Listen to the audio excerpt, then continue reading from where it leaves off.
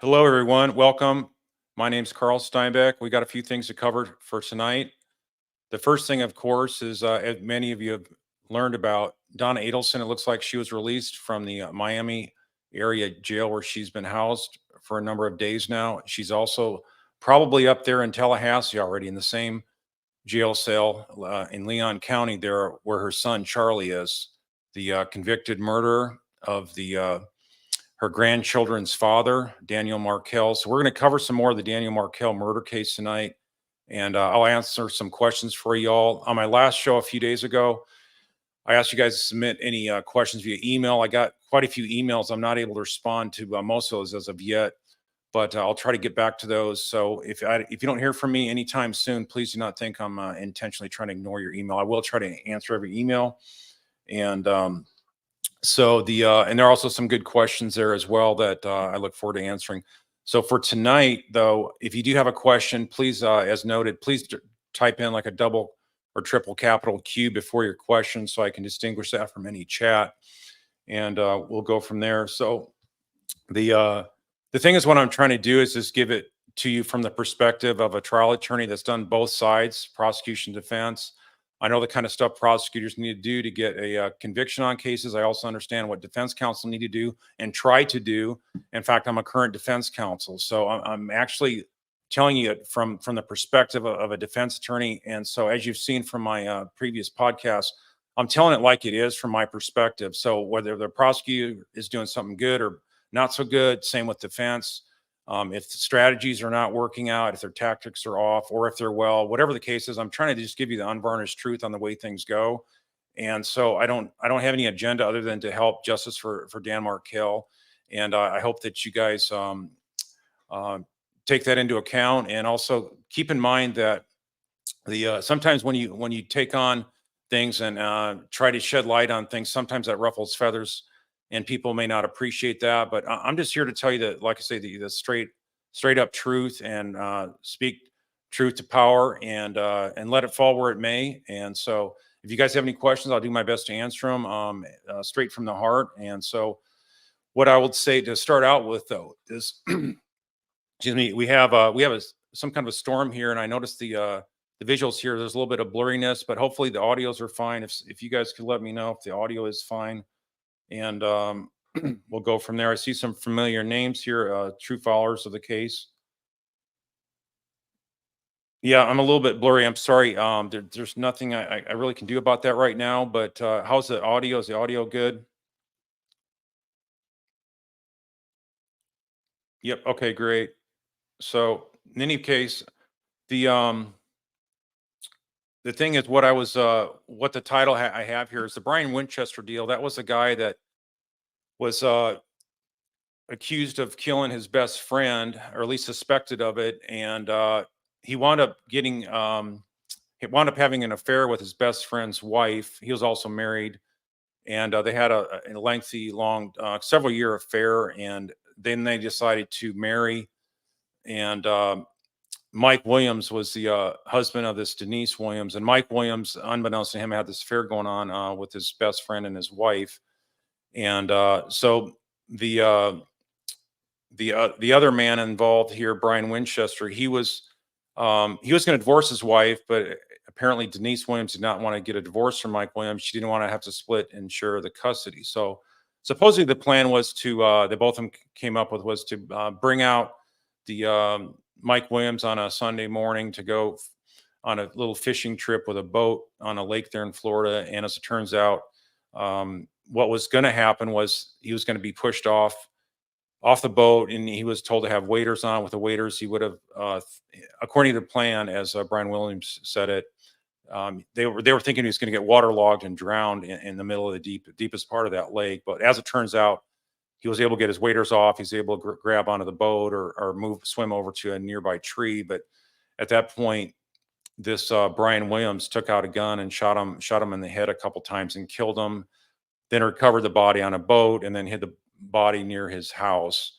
And that this went on for quite a few years before eventually, after he married this Denise Williams, there was a falling out between them. And then she was going to divorce him. And then she was driving her car one day, and she finds him in the back seat, popping up and pointing a gun at her, threatening her, and all that kind of stuff. So he eventually let her out of the car, but then she called the police, and that led to his arrest for kidnapping and some other charges like that. And as it turns out, he said, "Well, let me tell you about her. She's the one I did this for. Let me tell you about this murder of Mike Williams, her previous husband." And so he then spilled the beans on this whole plan and whatnot to get back at her.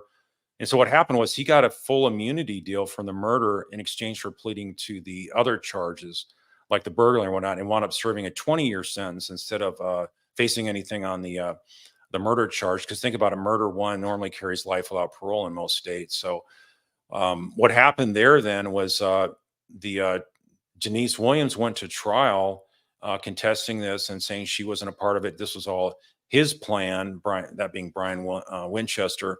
As it turns out, she got convicted. And then the evidence from what I saw, I have not done a really deep dive review of it, but from the evidence I did see, it looked like it was a really tough case to win from the government.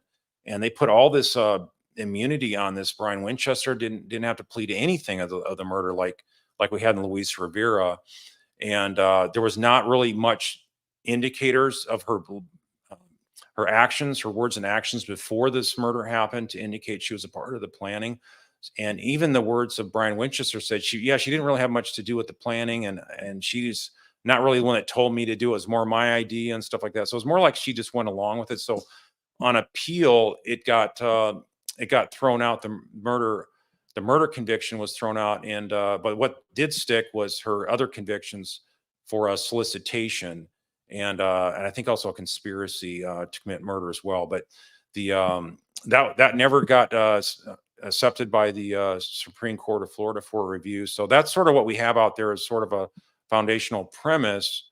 And so what I was thinking about was what I'm seeing here and witnessing here on YouTube and other places of information that I see on this case is like, it seems like they're really trying to work hard to protect Wendi. They're trying to get out there a lot on social media, and this whole thing now about that she's got protective immunity and whatnot. It's just there's just different flags that are popping off, and things are popping up on the radar to me from my experience that lead me to believe that something may be in the works like that if it comes to fruition where she potentially or would be actually charged for the same kind of charges that her brother went down on, and also her mom is currently facing. So the thing is, what I noticed was all of a sudden right after Charlie got convicted, right away the talk was there's not enough evidence against Wendi, that she's got this immunity deal. So there's so much evidence out there. There's a link to this that John put on, my brother, that in the description for the last months of YouTube's that we've posted. You'll see the link to the indicators that we have. That was a real quick sample that we put out there. There's a more in-depth one I put out on surviving the survivor over the last 8 months or so.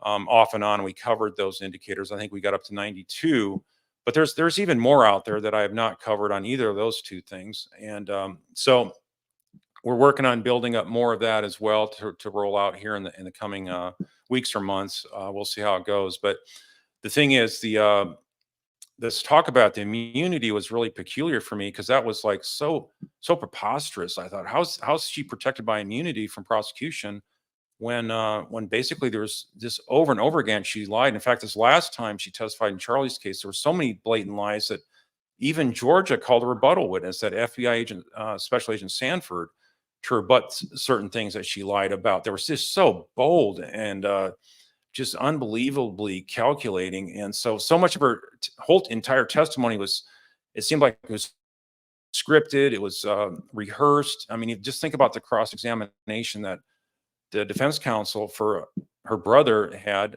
It sounded like it was all scripted.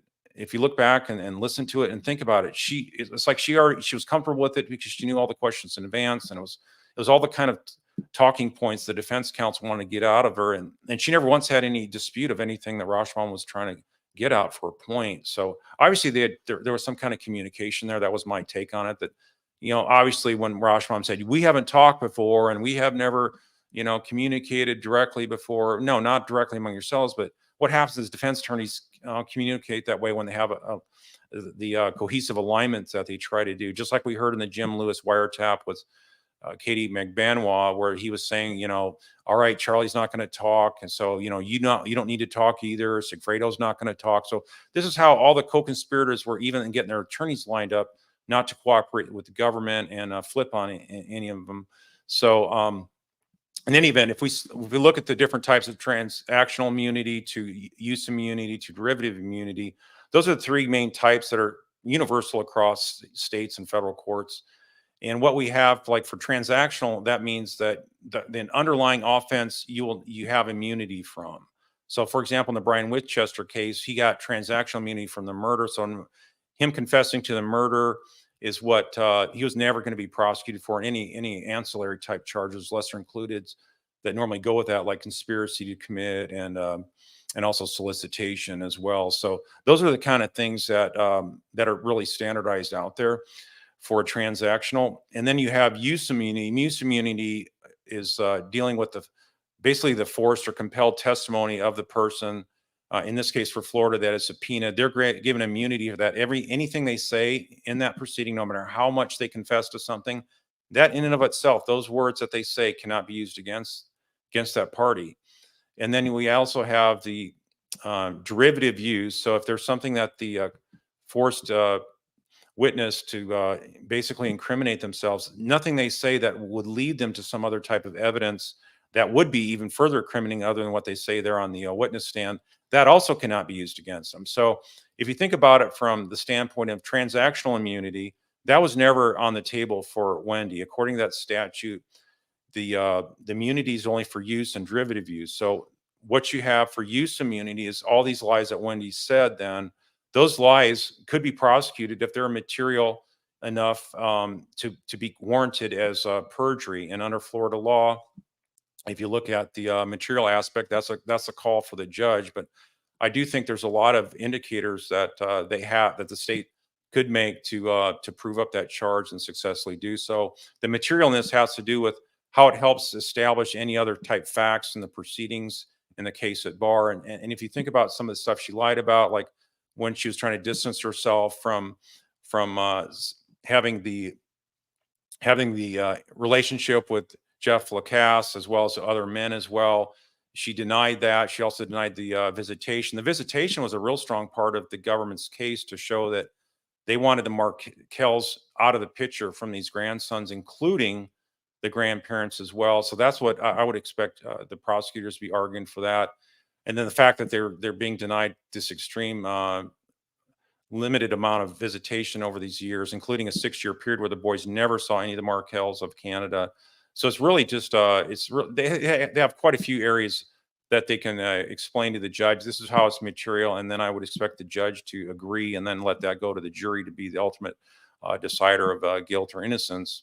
And then, of course, you also have the derivative use, which is in this case there was this initial 5-hour time frame in the police station where Wendi was interviewed the day Dana was shot on the 18th of July of 2014. She was not under any kind of immunity there because she was not subpoenaed. She was just casually interviewed. She was not interrogated. Interrogation is basically where the police are trying to aggressively force the person to admit that they committed the crime or crimes. Interview is just like, hey, they're just fishing around. They're trying to explore. They could maybe think that they're, a guilty party, but they just don't have enough facts to really gather and conclude anything at that point. So they did the right thing. Spouses or ex-spouses, hot custody battle, very contentious. Those are kind of things that would, number one, would fly off the charts as being, hey, we got to look at Wendi Adelson. And they did a great job of nabbing her from where she was having lunch that day.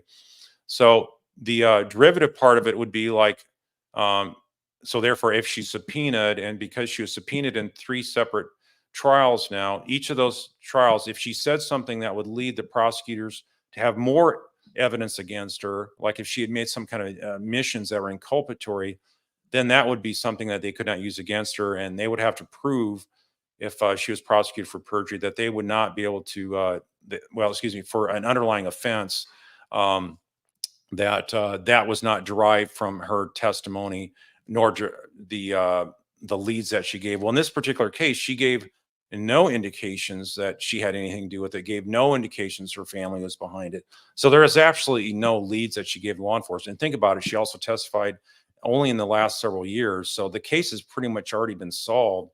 And there was no other leads to pursue at that time for the most part. So for anyone to say that there's this immunity issues at play, it's just really I think something that's really far out there and more like a strategic plan, because what defense counsel can do is put things out there in the media when you have a case that's getting worldwide attention like this. They'll put things out there to dissuade people from believing that they have a legitimate case. That it also can serve to make the prosecutors go, oh yeah, I don't know if we want to get involved in this. This sounds like we could have an appellate issue and maybe lose. But if you know the law for under immunity, it's pretty clear cut, and there's nothing too complex about it.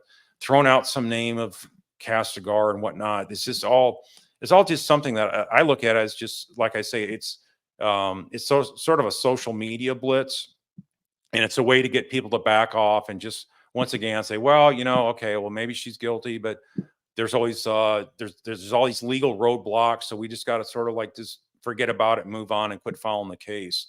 That's really what defense counsel are hoping for. That's what they would like to have happen, and so they're trying to shape and influence the public out there. And so if you look at all these talking points there in the media there, and being told that they're looking at some Castigar attorney up in Atlanta, to me it's like that's just, I look at it sort of like just something that they're doing as a part of their job to try to create public doubts about the ability of the government to prosecute, and then also maybe the prosecutors get an out to not have the public demand that justice be done against this party. So what I can also say is that I believe I've been targeted as well as sorry about that, as well as y'all, because there's been a someone that's been commenting on a lot of stuff. In fact, this person has been commenting well before I jumped on here in the last less than 12 months ago. And they're always saying things like, well, yeah, I think Wendy's guilty, but you haven't proved this or you haven't proved that. And it's such an extensive effort. And I talked to somebody that's been following it longer than me. This person's been putting out there hundreds of thousands of comments trying to basically change the narrative that you can't prosecute Wendy because she's got an out for everything.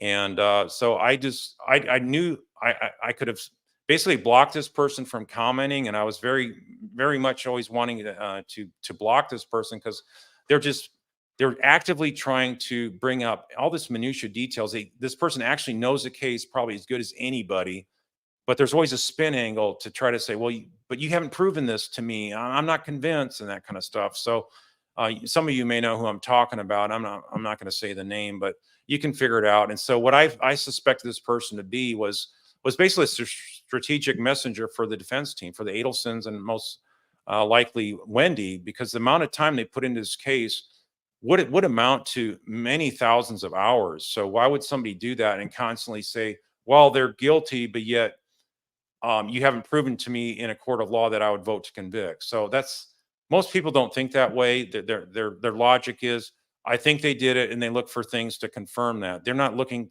so hard to desperately always making a spin and excuse for why your common sense conclusions are not the accurate truth of the matter. So seeing this going on for so long, it really came to a head then this last episode we had, where the person was proposing that the deep dive true crime attorney, aka mentor lawyer Brad, that him and I get together and we have a live debate, and each of us take sides. One of us argue a closing argument for why Wendy's guilty, and then we switch side, and then do the opposite. So in other words, I'd be arguing why Wendy's guilty, and then he was saying I should be arguing why Wendy's innocent, why the state can't prove their case. So that to me was like the ultimate conclusion that, this guy is trying so hard. And the guy actually is a strategic communications expert out of New York City, where, of course, we know one of the Adelson defense lawyers is located out of. So I'm just very suspicious of this. I think that's what my instincts tell me is going on, and so I'm going to decline that invitation because think about it. I would never argue and make a mock argument of why Wendy's innocent. I mean, they would probably be posting that and using that as clips to say, see, even Steinbeck doesn't believe what he's been saying this whole time. So sorry, you don't. I'm not going to play those games, and there is no credible spin you can put on a case. I'm not going to make a do like Roshbaum did and make a complete utter spectacle of nonsense because you don't have anything credible to present. So when you have all these indicators out there, well over 100, what it does is it basically is like death by 1,000 cuts. You cannot possibly, do hemorrhage relief on all these cuts when you're bleeding out, and that's basically the same kind of thing you got here. So it all comes together as a cohesive network of evidence, and all that evidence leads to the same conclusions. So with that, let me look at some of your questions here.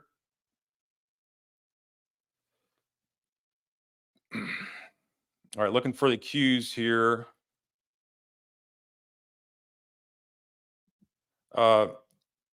Why does it take 1 year to bring Donna to court? I mean, for a murder case, it's always going to be over a year. No attorney's going to be that prepped on a murder case. There's always such a great amount of evidence, and the prosecution and the judge don't want to have the attorney being unprepared to set up an ineffective assistance of counsel. So normally when you got, especially in this case, so much digital evidence and whatnot, could it be done in a year? Absolutely, by the right counsel. But a lot of attorneys want to build more time, and really the longer a case lingers on, generally the better it gets for the defense. Evidence tends to grade over time. So the defense always likes to get it stretched out as much as they can.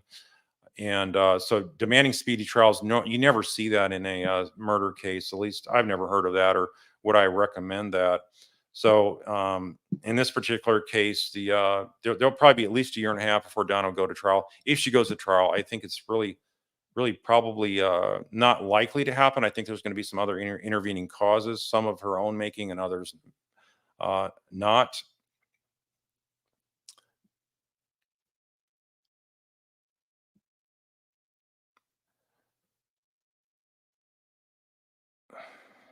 Hello to all you guys saying hello. Thank you. Recognize a lot of names here. All right, let me look for the questions.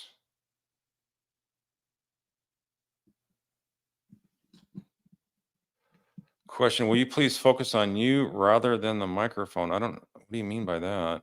Not sure what you're saying there. Oh, here the question is, do you think the authorities searched Donna's home after her arrest by Tracy Turner? I do not know. I've heard maybe they would have, but I think we also probably would have seen a search warrant authorization. I think the fact that this wasn't a recent crime, normally if there's a recent arrest dated from the crime, the elapsed time there normally is recent before they do a search warrant. But if they thought there was some other basis for it, then they would have. But and it could be under seal too, so we may not know. But I think I've not searched the Leon County site at all, but they would probably not find a whole lot there, and she probably wouldn't even have a computer, any kind of digital evidence to find. So my suspicion is that they would not have done that. KCL says you can't hear, so if we have hearing connectivity. I noticed the storm is stopped for right now. I'm in Betty. I'm in Tennessee, so I have a virtual office out of Texas, and so I'm in Tennessee right now. But I go to Texas quite a bit.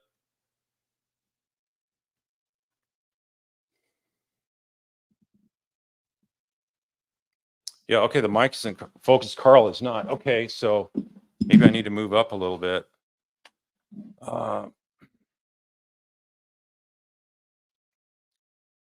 Okay, that's what you meant by that farm cat. Okay, I didn't catch your question, but thank you for covering it. Brian Winchester. If you just Google Brian Winchester, Shaquille, I already gave a roll up of what that is, and maybe you guys put that question out beforehand. So sorry if I'm a little bit delayed here. Did FBI go through her luggage and devices when she was arrested? Then, what they do is an inventory. When somebody's arrested, they inventory. Like if you get pulled over and stopped, and they want to make an arrest of your car, they impound the car and they bring it back to the impound yard, the police station, and they call it an administrative search just to make sure there's accountability of any contents inside the car. And of course, if they find drugs and they say, well, it wasn't a search meant to find criminal activity, as a search meant to just inventory what's in the car. So that's how they can um, be able to get around any Fourth Amendment issues there. Should the state just charge Wendy with perjury rather than murder, as the sentence would be 30 years? Well, I think that the um, the state, if they really look at the evidence, if they have a tiger team, if they haven't established one already, that really goes through all these minute details, the details that even I haven't even gotten all of them addressed on anything here on YouTube. But the thing is, I think they would come to a conclusion, and if they ran it by maybe even some mock jurors and whatnot, I think they would find that there is a strong case for more than perjury, and so that remains to be seen. I think they have the ability to do that. I think they would get a conviction, and I think they should charge both. And if there's some kind of plea agreement based on willingness to flip on Donna or Charlie or something like that, then that would be, I think, something that the state would consider. The state has, like, if you look at Brian Winchester, if you look at Luis Rivera, they're very uh, favorable in terms of what they're willing to give co-conspirators for ratting out other co-conspirators that are not willing to cooperate with the government. So, if Wendy's going to try to beat Charlie, then maybe the best time for her would be to do that now. So, the other thing she's maybe considering is, do I flee the country before they start coming after me?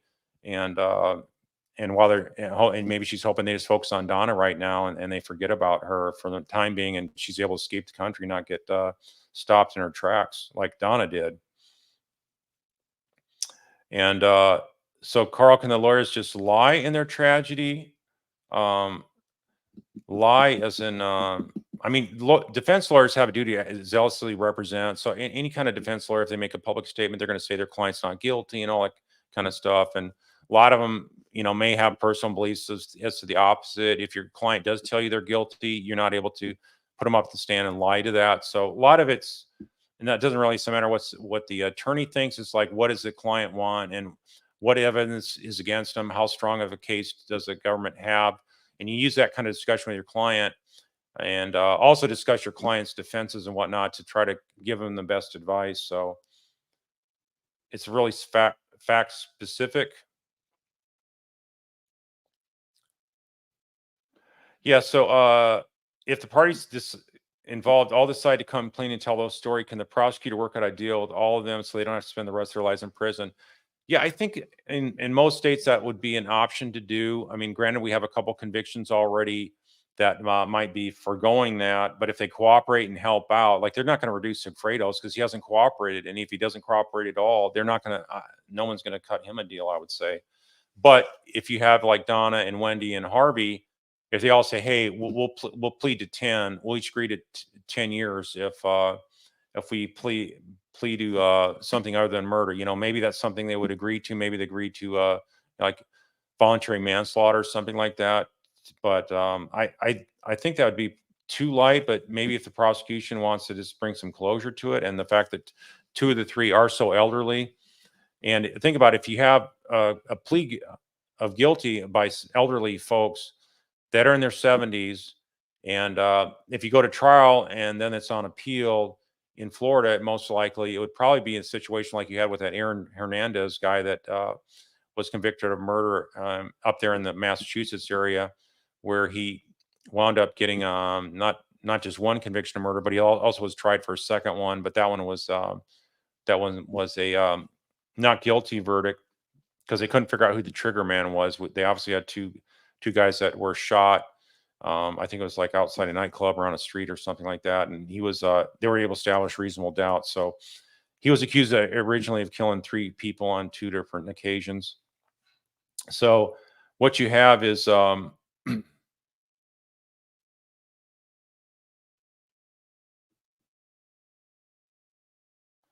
you have here next is people are saying Wendy won't be charged with anything, not even for lying in a murder trial. Okay, well, look how many people said Charlie's not going to be tried. They don't have enough evidence there. Look how many years the state said that we don't have. We need something more before we charge any further parties.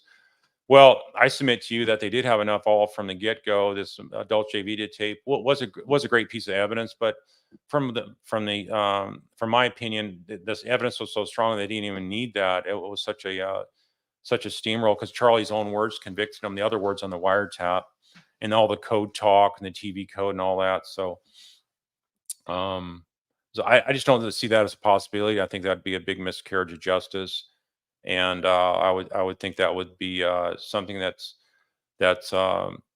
leaving the best one that had the best motive for wanting this to happen, even more than Donna, because like I say, her whole life was going to be stuck there in Tallahassee, not having a job, and would have had to deal with that bar issue that even the prosecution brought out in trial. So I think that that would be a great mistake of the prosecution, and I just don't believe that they would do that.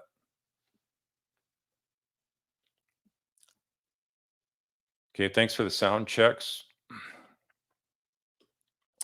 I can't ask Ben to turn up the lights because he's not here. Ben's actually flying with John right now, so not together, but they're both up in the air. So they're not. I'm here solo tonight, and they're not with me here when I normally telecast anyway, unless I'm in Johnny's house or Ben's house and we're together. Wow.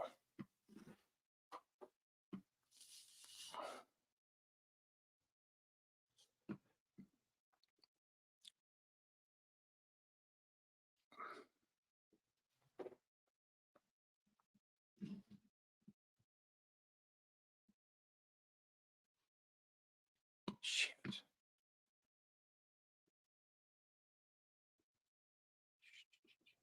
Sorry, folks, if you can hear me. I'm trying to see if my camera went out.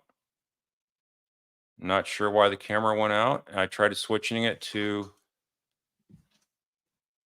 the Mac computer's camera. Let me scroll down and see it. Can you all hear me? Okay, you can, yeah, can hear no video. Yeah, I don't know what's going on. So this is the third camera John's given me, and all of a sudden the camera's gone out. And so obviously the connectivity is good. And so let me go through some other questions. I please forgive me, and we'll get through these here.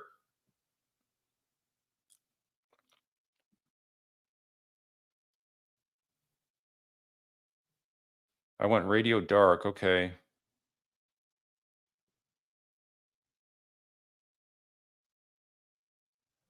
Yeah, Michael Altman, how Wendy's making money and supporting herself. I don't know. I think she's got a shingle out there as a law practice for immigration or something. She may still be working for that immigration service, I believe. Yeah, she did testify to that. I think in the last trial, you'll have to see for yourself. But I'm not sure about that.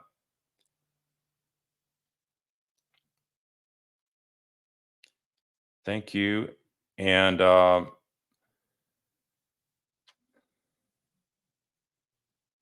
so, all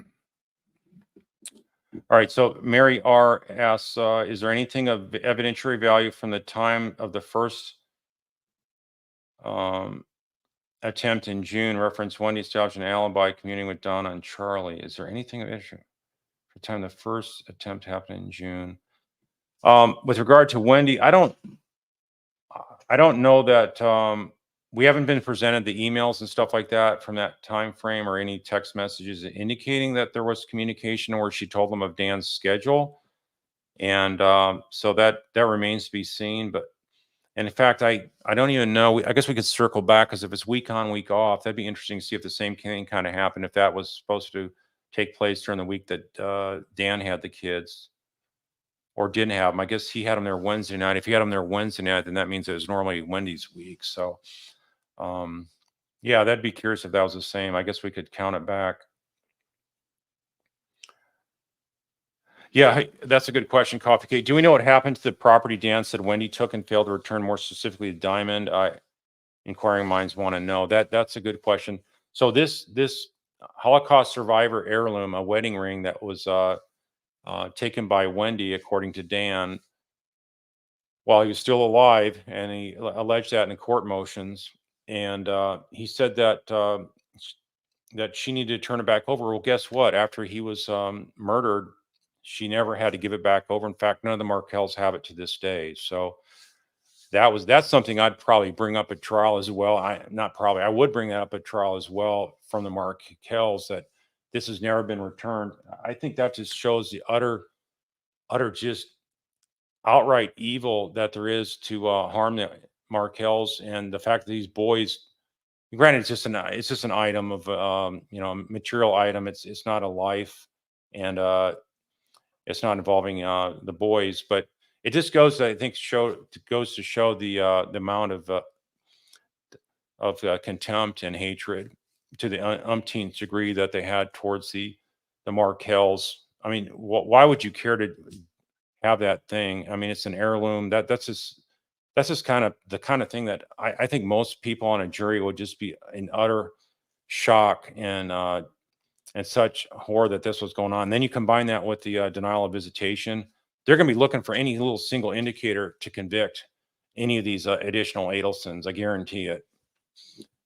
There's also some more information out there on Harvey. I've not done as a deep dive study on Harvey's actions, but I guess there's another YouTube channel out there that has covered more in-depth stuff on Charlie. One of you guys sent me an email to that effect, so I'm going to check that out, and I'll probably have a coverage on him on one of the next lives. Here, Pavel's asking, looking at Adelson's history, Wendi seems to be the smartest. Do you think the vulnerable Wendi is an act? She seems smart enough not to phone and email too much.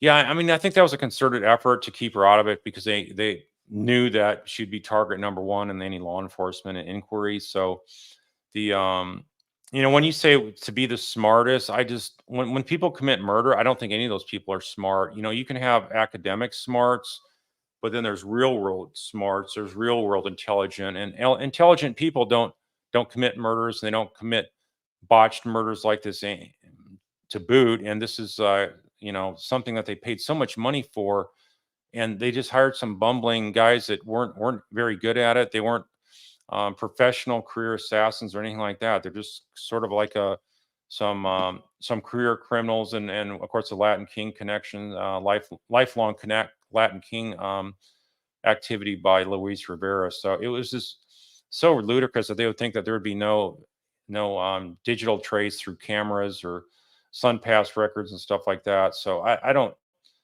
look at that as being a sign of intelligence. I think that probably the smartest thing she did to manipulate, you can be very calculating and so-called smart that way, but was getting their family to sign up to taking care of the problem up north. Which, if you have a mother like Donna, just fired up and just a fire-breathing dragon of sorts, with hatred against your spouse, you want to divorce and leave, and he's making you not happy, then just feeding her all the complaints about Dan wouldn't was serving what purpose? To get them to bail you out, to give her more money, probably. So I think it was probably very manipulative, and that's why I think she got them to willing to go to bat for that, because it did work out in that sense, that they were willing to sign up and actually do an act of murder and put all their everything that they have for liberties and freedoms and wealth, all on the line to help Wendi. So yeah, I mean, in a way, you could say she's the smartest at playing people,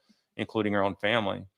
But being vulnerable, no, I don't. I think she tries to come across that way and just plays dumb on stuff like, I don't know what gibbers, how to spell gibbers, and all that kind of stuff. I mean, it's just so ludicrous.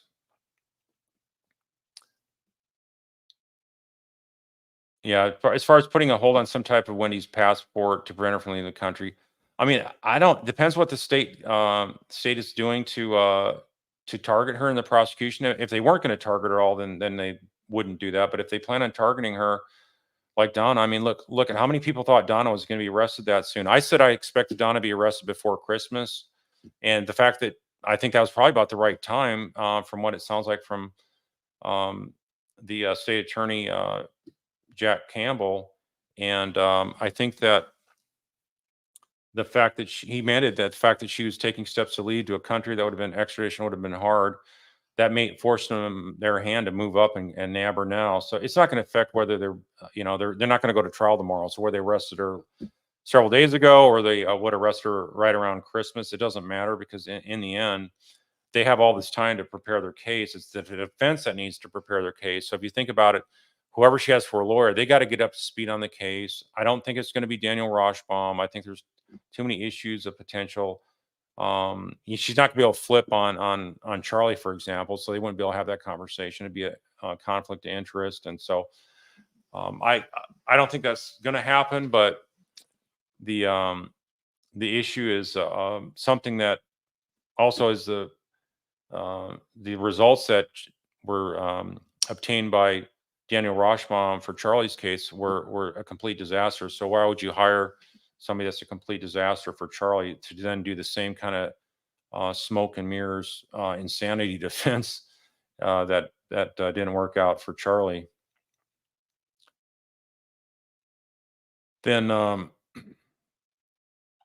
yeah, undercover police never have to tell their suspects that they are undercover. So that is true.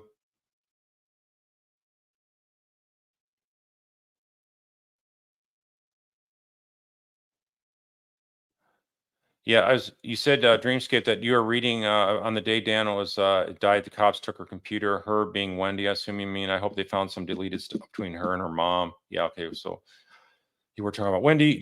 Do you think Georgia has a lot more proceed? I mean, they so much admitted that they have more evidence out there that we don't know about. So for anybody to make the statement that there is not enough evidence against Wendy, we can't go against her. Well, how can they say that when they don't even know that everything's out there? And keep in mind, when I was presenting those things, I just saw this today. Do you realize that the guy out there now touting that they don't got anything on Wendy and she's got immunity even for all of her lies and all that kind of stuff? Do you realize that he even agreed that there was more evidence against her than they had for Denise Williams?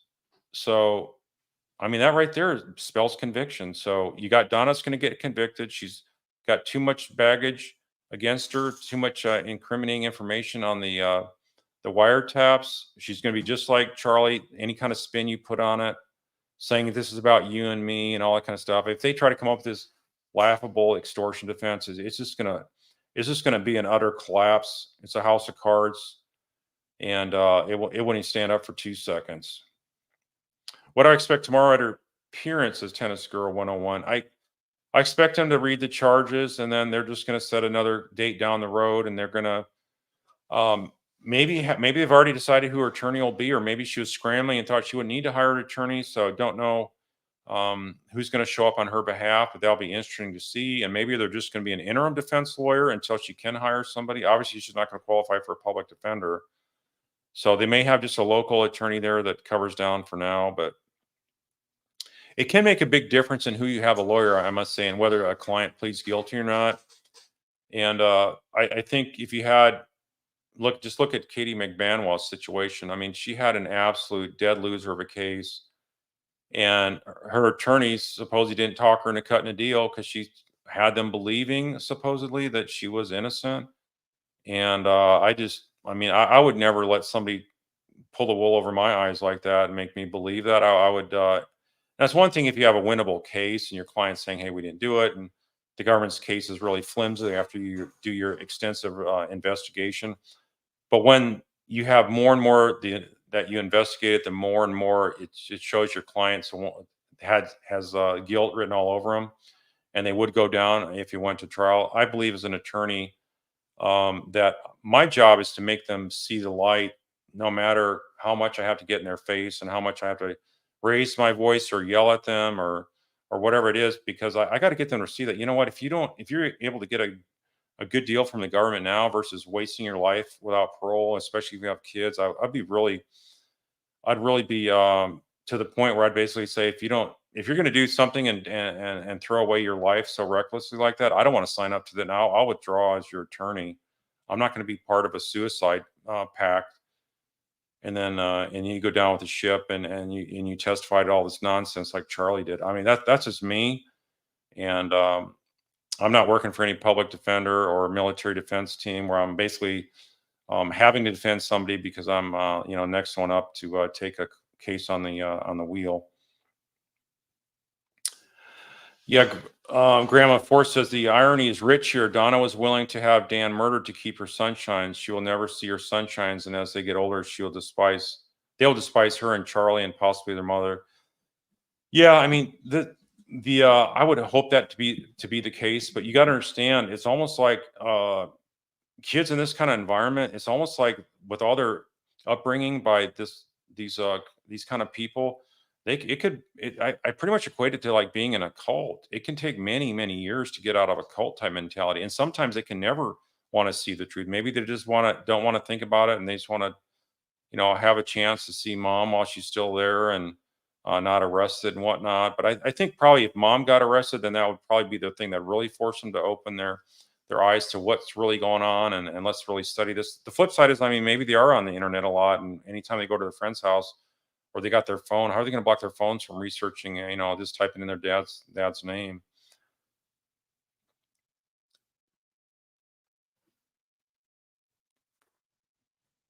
Yeah, I don't know if Ruth and Mrs. Williams are friends.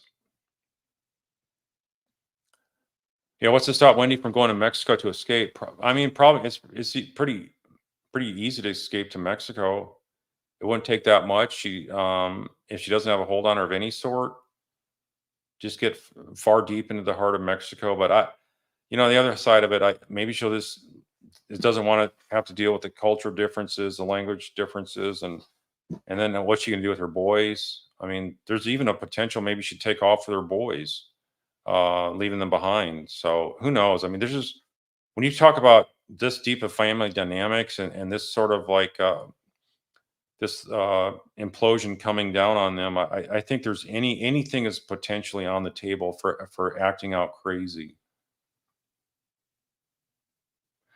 Is there a charge that when you can get for trying to frame Jeff?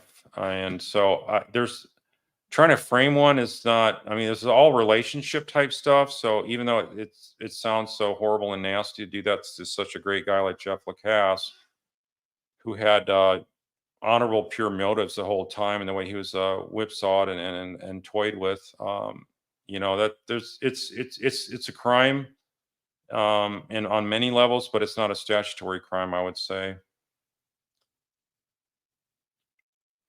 So let's see. Let me scroll further down. We got some new comments. Yeah, I'm sorry I'm not visual here on audio. First night solo, guys. So, and I don't know if it had something to do with the storm that I just don't have the bandwidth or something like that because of the storm. But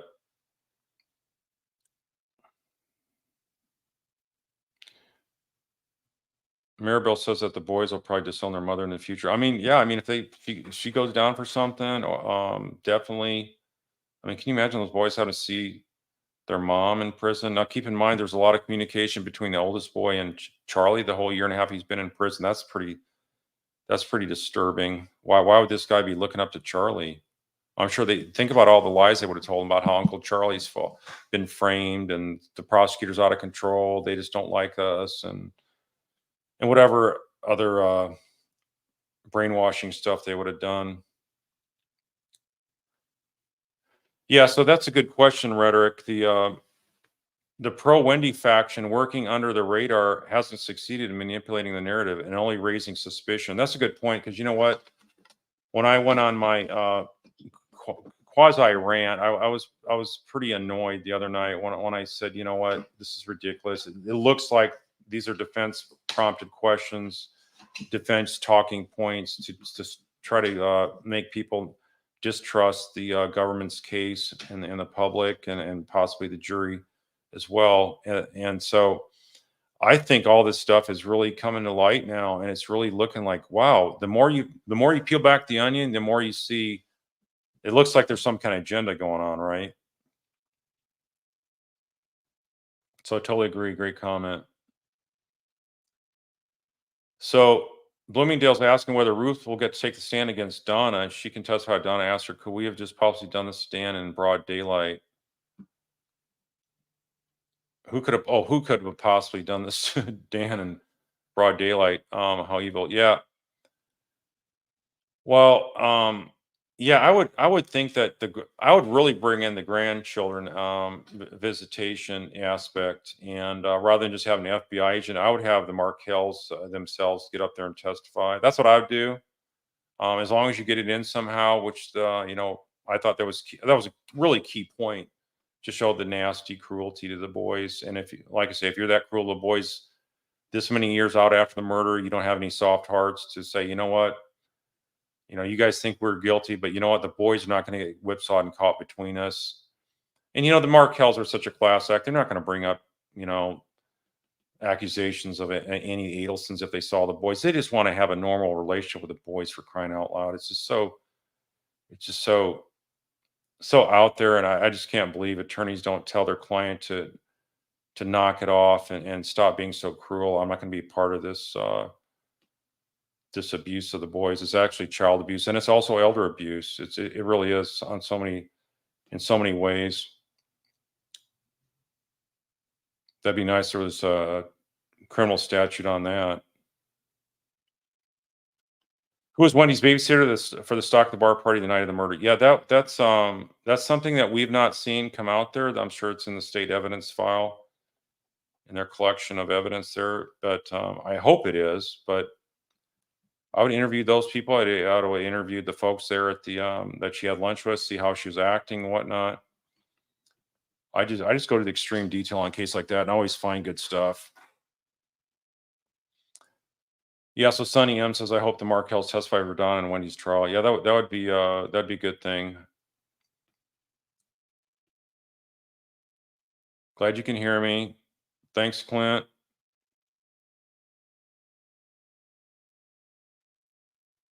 Yeah, Dan, Ruth, and Phil outshine the Adelsons in so many ways. Yeah, I mean that. Wow, just think about how you talk about polar opposites of family, and it's like, wow, what Dan had to suffer through, and then to have. Oh, that's another thing. You know what? A lot of these things, right? Like they're coming up on this case right now, like 2020. I just don't trust these guys to do justice to the Markells. And sure enough, um, I was um, I was not going to see what 2020 was about unless I heard good things about it.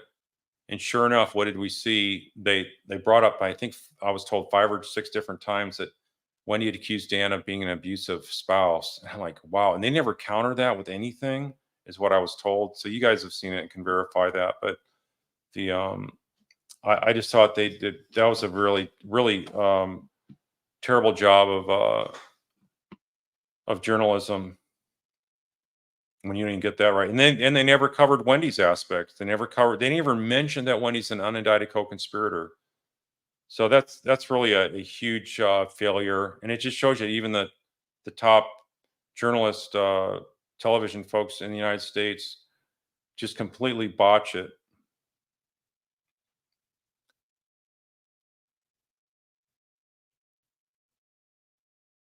Yeah, Ruth spoke with Dan a lot. She can testify finally against Wendy, his state of mind and stuff like that. I think that's why they had Amy Adler on there as a witness.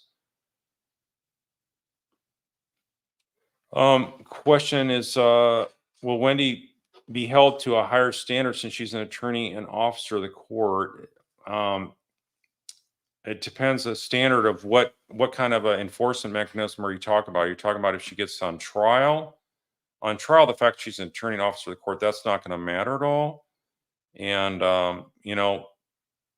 there are standards for attorneys and whatnot, and that's what that Steve Webster, the attorney that was for Dan, that he said he's willing to take the case because he saw there was strong indications that Wendy had definitely done things that could be proven in court to warrant some serious consequences to her state bar. So in that regard, she would have been held to a different standard because the regular person in the public doesn't have to answer to a state bar. And officer of the court, I mean, I guess theoretically though, I mean, so for attorneys that say she lied, I mean, there's actually a requirement in all states to report unethical misconduct of attorneys. So I don't know if anybody's done that for Wendy. I don't think they have the last 3 trials. So I that'd be sort of something that'd be real interesting. Why to ask why none of the Florida attorneys have reported her, if that's what they believed, right? So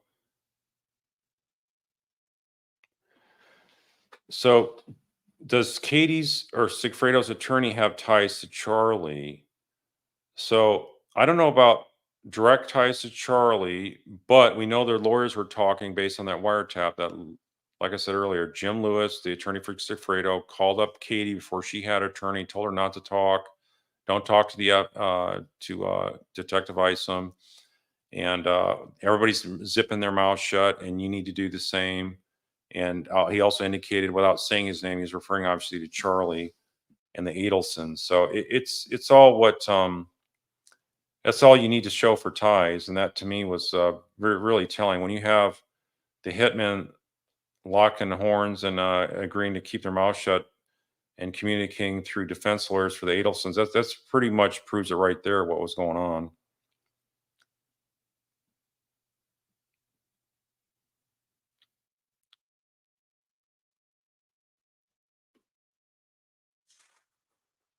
Let's see. So add to your list the fact that Wendy did not ask Isom during ride to station if reason being plucked from the lunch was related to police activity she had witnessed at her former 60-minute at her home for 60-minute earlier.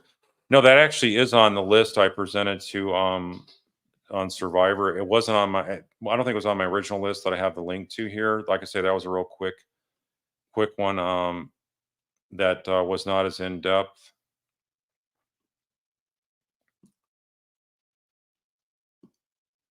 Yeah, the uncle. Let's see. The uncle gave it as a gift. Well, that's not a question, but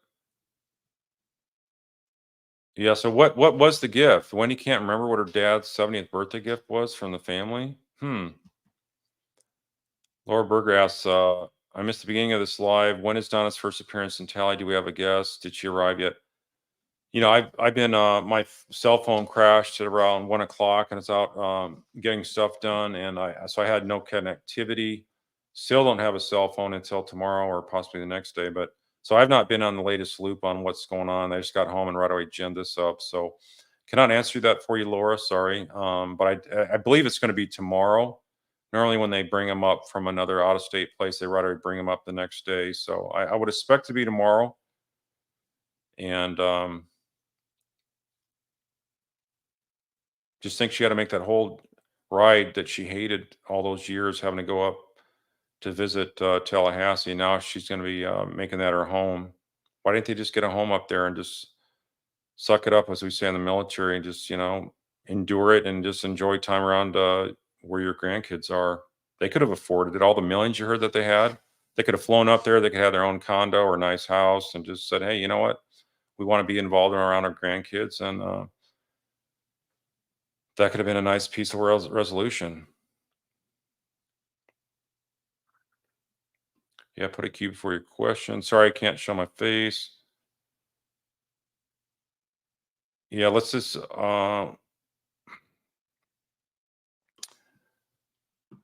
Carl, what or who tipped off the Leon County law enforcement to find Jeff? Wendy was not aware he left early. Sounds like a clean frame job gone wrong. Yeah, if you think about it, she did not bring up Jeff. She was asking, she kept on saying, well, who would do this? Who could do this? Who would have motive? That kind of stuff. And her friend that they had brought in, she's the one that said Jeff. So she was even playing dumb to try to act like I have no idea who could do this. And I mean, it worked for Isom. He didn't pick up on that she's just playing him the whole time. But the more you look at her interview, the more you can see this was all staged. Yeah, the only time Wendy sort of gave the visitation to the grandparent Markel's was right before a court hearing because she knew it was going to come up on cross examination. That's just so evil. I'm sorry. That's what really got me fired up about this case is you're letting kids suffer like that. It's just a massive crime and abuse of children. These are wonderful, honorable people that deserve to have their grandchildren in their lives, especially losing their son. So now it's a double generational loss. I'm telling you, that would go over so the jury would be seething mad And so I'd put all these Adelsons up in the firing chamber and knock them all down in a courtroom. There's no way they get out of this alive. They're going down. All you need is a prosecution that's willing to do it. Yeah, so Bonnie Lee, yeah, that's you're right about that. It belonged to Danny's uncle. He gave it to him to be used as engagement ring to Donna. See, sorry, Wendy. I know somebody's called me out on sometimes switching names around on my podcast, but keep in mind my head can be swimming in all these names and details, and sometimes the obvious I will misstate. So apologize. I think it's a normal thing to do for a lot of people. Okay, hold on a second. I just jumped around it. Can the fact that well, here can the fact that Wendy stood to lose her career and her reputation in Dan's filing in their divorce case be used as motive for Wendy wanting him? Oh, absolutely. If you look at that was like one of the first top 10 reasons why I thought that was why the sense of urgency was. I didn't think Georgia brought out the sense of urgency like I would have.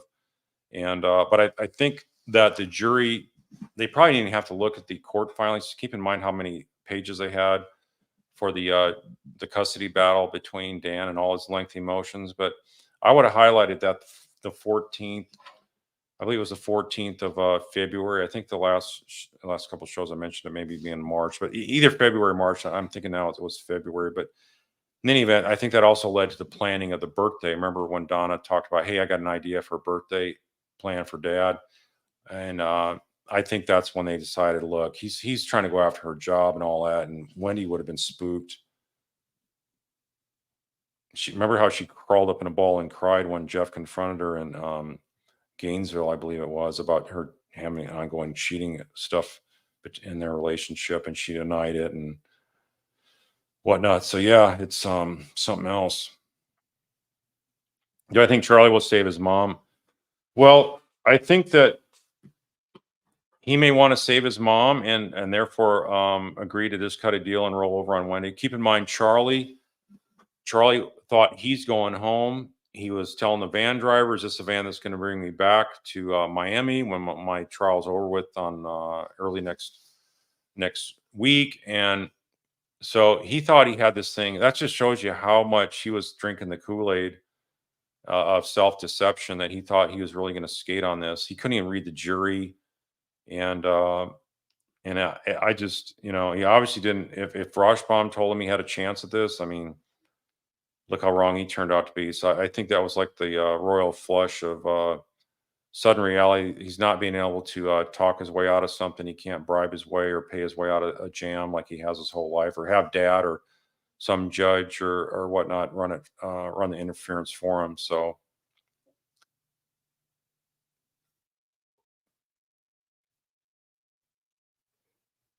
yeah, well, she's trying to set up Jeffrey to the extent that I thought that was great that Georgia said she framed him. And if you're framing somebody, why would you frame him unless you're part of the plan? I mean, that's right. What I'd argue as a prosecutor. What was going down that she needed to frame Jeff Lacoste? There's only one thing going down to spend that extensive amount of time bringing that guy into your life and playing him like she did, giving him all that yo-yo treatment, constantly talking about hatred of Tallahassee and also the Dan, her ex-husband. So I really think that she was trying to spin him up to agree to be the hitman, or else if he wasn't going to be the hitman, that he was going to be the patsy fall guy. That's what I'd argue. Yeah, there's been a couple questions like that, Kate Wolf, about why haven't there been a corruption investigation of previous state attorney for not prosecuting? This is so awful. Prosecutors given such wide latitude, and unless there's a lot of public pressure on the state, on the the attorney general for the state of Florida, I think they're just going to let them do what they want, and they don't really oversee that prosecution all. But I did read that recently the governor there took the jobs away from one or two different state attorneys offices that weren't being tough enough on crime. So I mean that can happen. Normally it's more of a systemic problem than an individual case like this, but Yeah, I mean, maybe we'll come to that if we don't see more arrests against more Adelsons in the near future. Maybe it may come to that where people bring it up to governor level.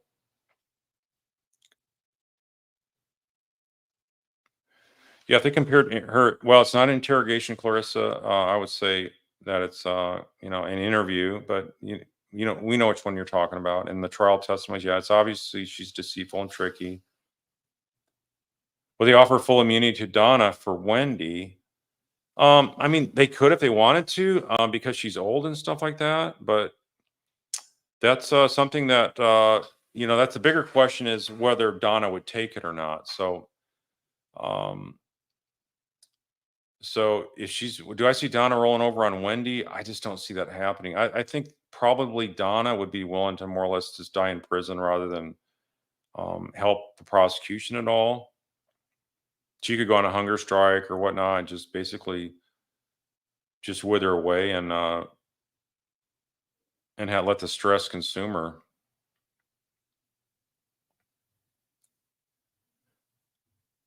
So yeah, Donna will crumble on the stand and possibly drop Wendy in it by accident under pressure from Georgia. Yeah, I just don't see her making it to trial. I mean, if it's a year and a half out, it could. I don't know for sure, but I just think that mentally she's not going to be able to withstand what she's going to face in the jail. I think she's going to start, and the lack of psych meds and stuff like that. That you're talking about a mixed bag of what could possibly happen. Yeah, Bloomingdale, hit the camera icon on whichever streaming app you're using to turn the visual back on. So I'm going to settings, and I got the right camera on. It's just like blank. I even tried starting. Let me go to the camera for the desktop. I changed that, and nothing happens. So it's almost like it's a bandwidth issue or something. I apologize. Yeah, that's a hotshot guy. Yeah, hey, I recognize your name. A lot of good comments. She's not smart enough to figure out that if you got a TV problem, you don't have to involve your entire family. Yeah, that'd be uh, that'd be something to show that this was how the code was linked to all those parties. Wendy was a part of it as well because she wouldn't let the TV be fixed by Jeff Lacasse. The TV was too high. The kids weren't strong enough to throw something up there to smash it. So she made him watch a movie, a long movie that was on the cracked screen instead of using another TV that wasn't cracked. I mean, it's just such bizarre behavior to show the degree of cruel planning that was involved in this. Yeah, Chloe's mom asked, "Why would you think Wendy threw her family her family under the bus on her first interview?" Yeah, I mean, remember she went through the list. Well, maybe my brother, he had the hitman joke. She mentioned, my parents didn't like him. Yeah, it was really weird. I think she was sort of freaked out. I don't think that was in the planning stage. So I think she was doing that, realizing the heat's on her, and so maybe deflect it to other folks, and this create a confusion doubt. If they all lawyer up, they're not going to be able to know who did it among us. And so and maybe she wanted them to talk at least to her mom to try to say, "See, mom sounds normal," and all that kind of stuff. But it just didn't work.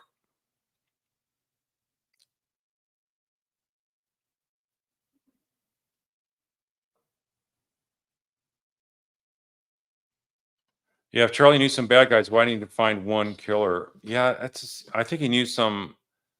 People are dealing drugs and all that kind of stuff. I don't.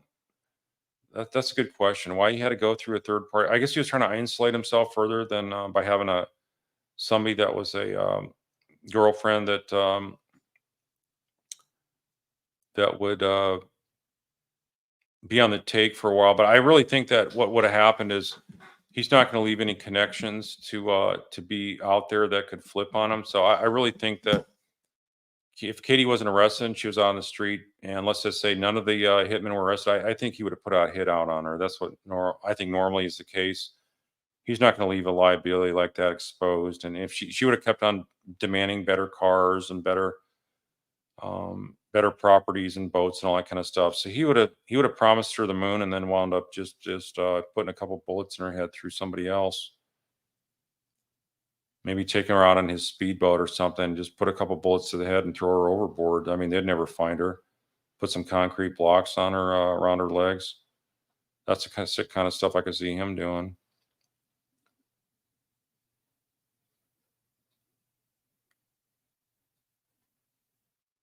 Yeah, thanks, Kathy. The Cox. Do you think none of the Ailson family came to support Charlie during his trial? Why? I guess you're asking why. Were they afraid of being arrested? I think that was part of it. Yeah, I think they definitely were a part of that. And like I've said before on other podcasts, that it's a double-edged sword, and it's a win-win for the government because if the Adelsons are not in that courtroom, specifically mom and dad, not so much Wendy because she couldn't have been because she was subpoenaed. But think about it: you don't even have your mom and dad there, and your mom and dad are part of your defense. And it just also makes the jury notice that because if they would have been in the courtroom there supporting Charlie, then the jury would have been looking at them as well, and they would have been given all body language vibes of, yeah, we're guilty too, and they would have not looked the jury in the eye, and the jury would have spent a lot of time focusing on them, especially when they saw the bump video. They would have known what Donna looked like. So it was like I say, that hurt the defense no matter what happened, and not being there was the elephant in the room. Hit the camera icon on the top right. Yeah, I don't know what you mean by top right. This is on. There's no camera icon on the top right, but I'll have to circle back afterwards with Ben and John. When do you think they'll indict Wendy after Donna's trial? You know, they I hope they don't wait that long. My gosh, that's going to be like another year and a half. Maybe they'll do it in the coming months. Maybe they'll wait after the first year before spring. I think is would be the latest I'd be really tolerant for. Otherwise, I think the people are really going to get stirred up saying, what is going on? Why isn't this happening?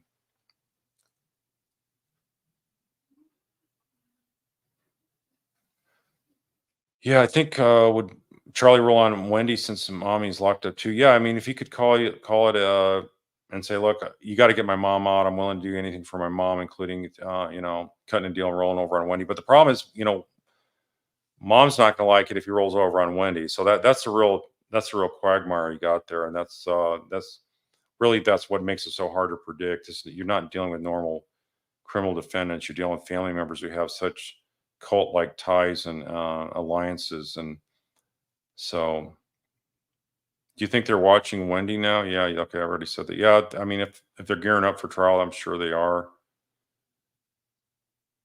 Not every move she makes, but I'm sure they're probably having someone scanning like her different credit card purchases and whatnot through through DHS. They probably linking up with DHS to be able to keep her whereabouts on tabs.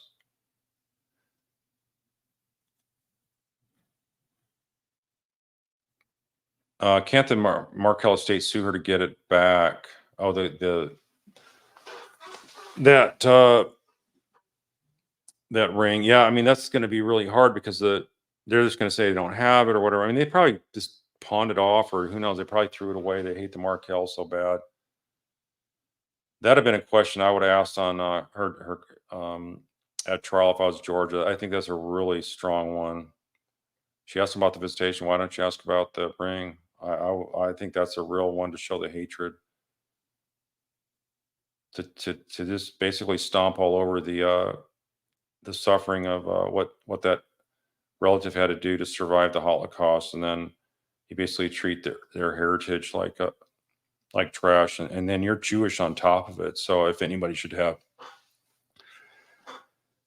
sympathy for an heirloom like that, it's another Jewish person, and yet they don't even have that. That's what's so unbelievable. Yeah, the heirloom will get to the jury. Yeah, I hope it does. I mean, no, it wasn't brought up. It's never been brought up yet.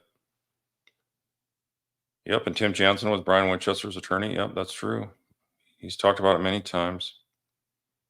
So, like I say, it sounds like he's could be the way he's talking about Wendy. I mean, is he is he hoping he gets her as a client? He talked about all the money he'd get if he represented Adelson. So I don't know. It just sort of has a fishy smell to about it.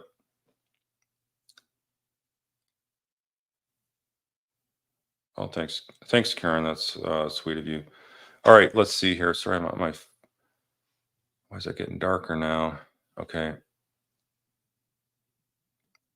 Do they ever use lie detectors as a tool in trials in the U.S.? No, they do not use them because they're not considered. They're not admissible in any courts at all throughout the entire United States and state and federal because they're not considered reliable. What they are is actually a interrogation tool. So if they believe someone has committed a crime, or let's just say they don't know and they want to rule somebody out right away, so what they do is they use that to try to extract a confession, and then they'll basically bluff. A lot of times they'll bluff and say, "Hey, you failed," even if they didn't. Just try to see if they can rattle the person into a confession. So it's really more of an interrogation tool than anything. I've I've tried to use it for I've tried to use it one time with a with like a senior detective. I had a client that was accused of having a gun on her person and trying to pull it on a cop that stopped her on a roadside.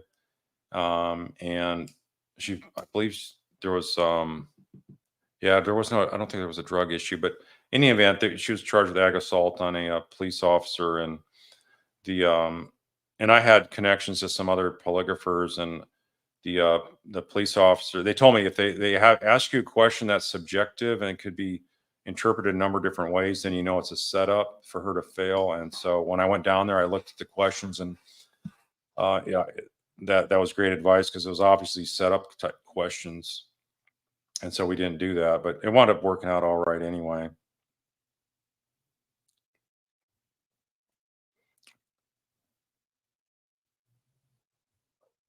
All right, so what happens to Charlie's assets? Well, Charlie's assets, keep in mind that they were scrambling like crazy once that happened, where the hitman got arrested. They were like in full born panic mode, and everything was going into trust. Nothing was in their name, so they probably have everything isolated like that. And that way they don't have any assets that can be secured by a court.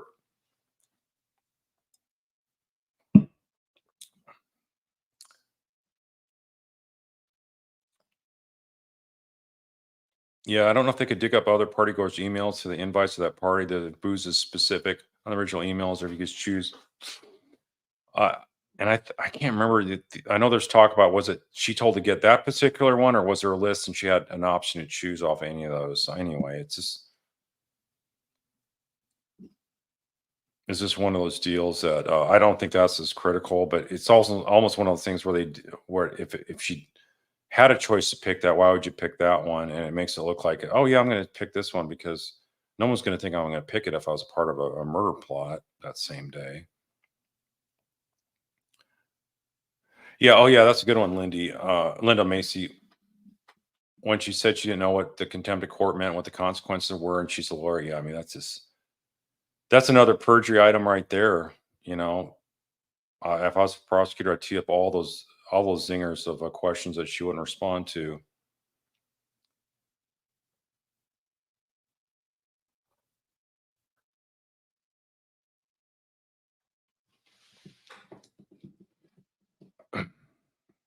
Is it possible, SJP, is it possible they have a deal already in place for Sigfredo to testify against Wendy, that they've met before he pointed her out by Rivera by name when he saw her on the street?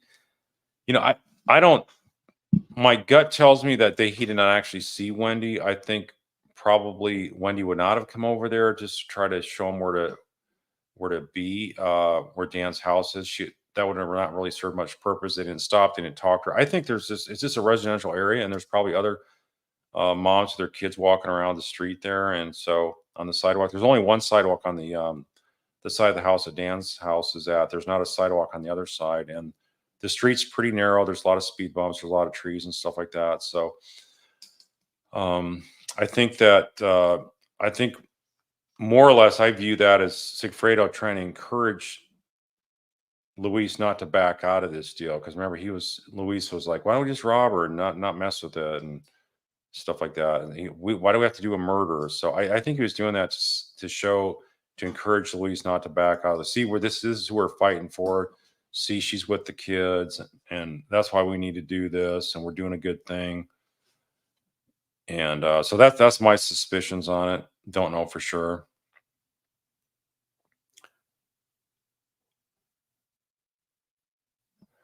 Do I think that Rashbaum knew about Donna's plan? If not, will he be upset with Charlie for being dishonest with his attorney?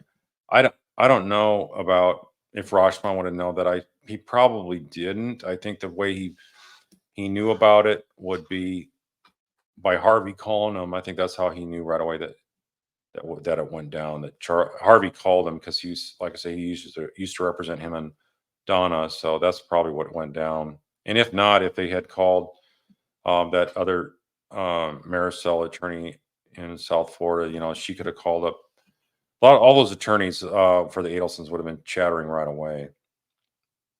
I guarantee you that. Well, the prosecutor offered McManus and Garcia decrease their penalty in exchange for cooperation. Well, they didn't offer Katie anything, and Katie, I mean, there was a lot of stuff she just didn't feel like. I didn't get the impression that she was really coming clean a whole lot, but she did say enough to put weight on them. So I don't know that she really did that much. Where they're going to do a motion to decrease her sentence any significant amount. Normally, states and federal courts, they do have some kind of post-trial remedy for cooperation and assistance in getting other serious criminals locked up and prosecuted and convicted.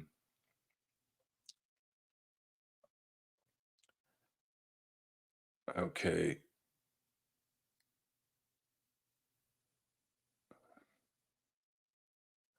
Why are there no police interview tapes for Charlie? That's a good question, because he was never interviewed by the police. That's why. I think that they had when Wendy's on her way down back to Florida after the on that Monday, and think about it, Dan had died on that Saturday morning around 1:30 in the morning, and they're already on the road early Monday morning, and they called up Wendy and asked her to come in again, and she said, I'm on my way here. And then think about it, 5 minutes later, it's like about 5, 6 minutes later, guess who calls Tallahassee Police Department, say she's represented, do not talk to him again. I was told it was John Laurel. So how would somebody be calling a defense attorney that fast? You openly, freely talk to police, you give them the ruse, you feed them all that staged crying and all that kind of stuff. And then you already got your defense lawyer lined up. I just, all these people were networked, like I say, ahead of time. They had this all planned out. Give the police a stage story and let them see if they grab it onto it. And if they don't, we're going to shut down and hunker down, not talk to them. And they never did. They must assume that all of them lawyered up, and so that's why they didn't pursue them for questioning. Yes, you were disappointed in George's Cross, not knowing, but knowing more, you understand her immunity. It's obviously keeping her from so much back that she's had for years. More understand her immunity in George's Cross. Well, Georgia didn't give Cross to, well, I guess she sort of treated her as a hostile witness. In a sense, that's cross-examination for Wendi. But I thought she did. I thought she, got enough of the key points. Like I said, you could have really raked her over the coals, a lot more details of stuff, but she got enough, and she looked terrible to the jury. So,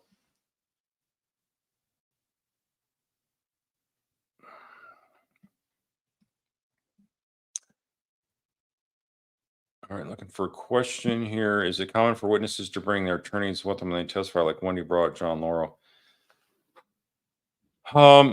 That's the attorney's call where they show up or not. I've seen some attorneys show up. I would always show up if I had somebody immunized and whatnot, because if the prosecution tries to say that they're lying, I would want to have firsthand knowledge and be able to see that. And that way you can also, granted this one was televised, so you could have looked at it from your office or home or something, but I would say that you really get a better flavor when you're sitting there watching your client.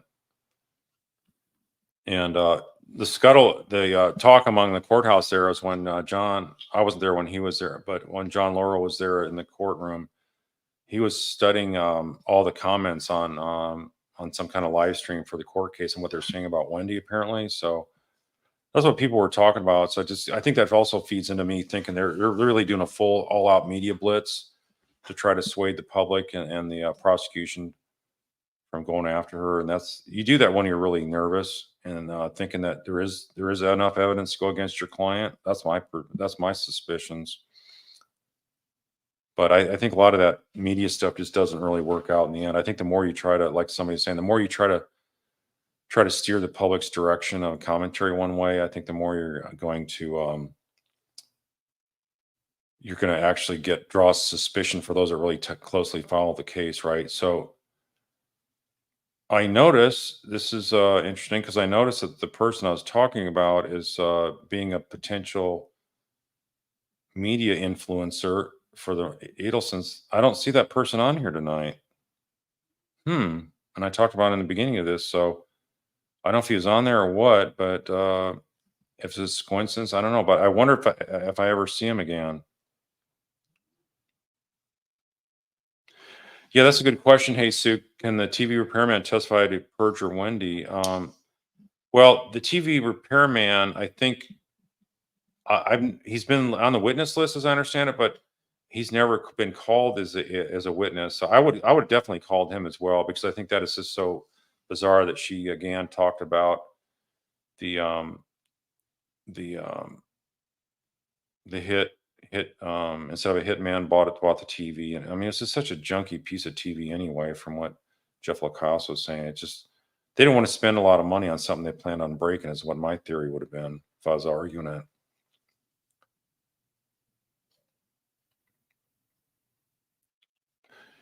Yeah, so WhatsApp apps are accessible to police and FBI now. I think so because they had it in the Murdo case, right? So I think that's the case.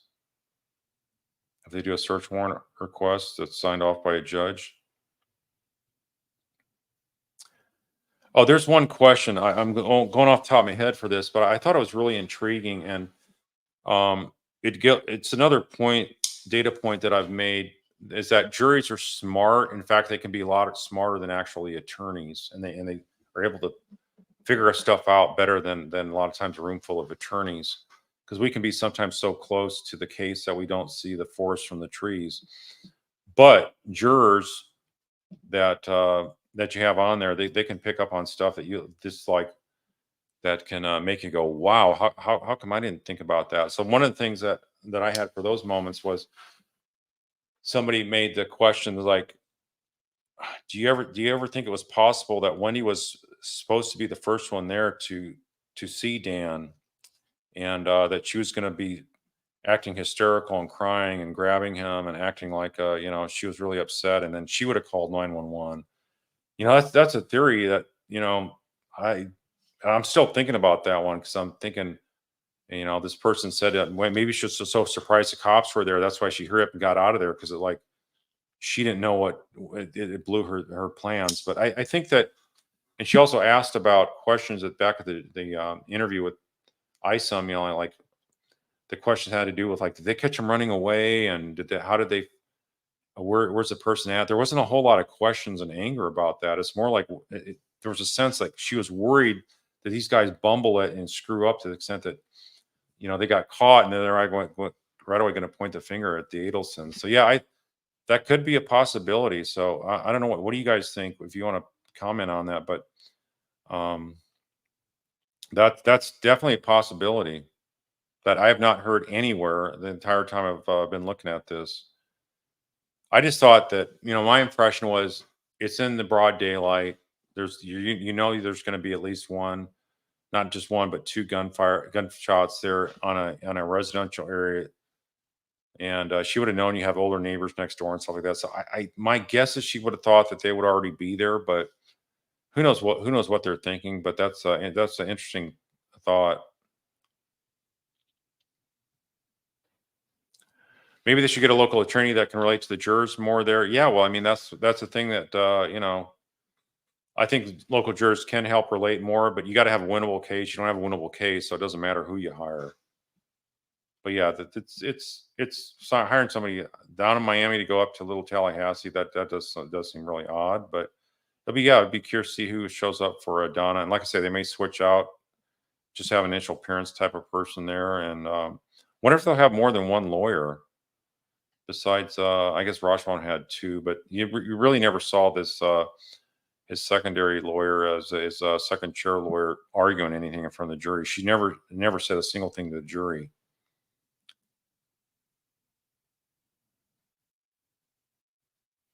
Okay, Ann McClure, I believe that the same person is also on Facebook page posting a lot about lack of evidence. So yeah, so what this person does, and in fact, I just came across this. What this person does is, and there's like thousands and thousands of comments, right? That all saying that, yeah, but you haven't shown Wendy. What? How do you know Wendy didn't do this? So like the question had to do with, well, how do you know? One of the questions had to do with like, well, how do you know Wendy just didn't, just happened to be driving that day, because even Jeff Lacoste said that she drove by the house every so often just to drive by it, and maybe it wasn't a shortcut. And I'm like, well, if you think about it, he was framed, and maybe they thought of it to that degree. So that could have been something as well. But that's the kind of spin that you see this person trying to make explanations for innocence and every single thing that she did that's very guilty. Yeah, I don't know if she'll be on court on video. I think because the bigger the city, I think the more likely. I know in federal court they can do that now, where the initial appearance is through a magistrate and on video camera. But I would say that I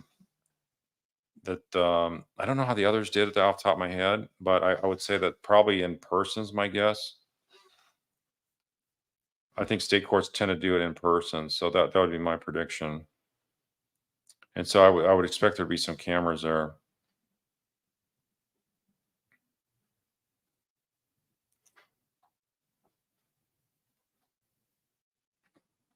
Yeah, I had never heard of a K turn. Yeah, that's a good one.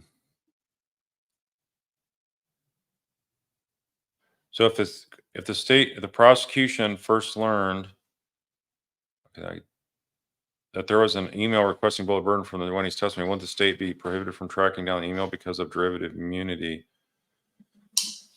No, because she mentioned the bullet bourbon in her initial interview. Initial interview was not subpoenaed testimony with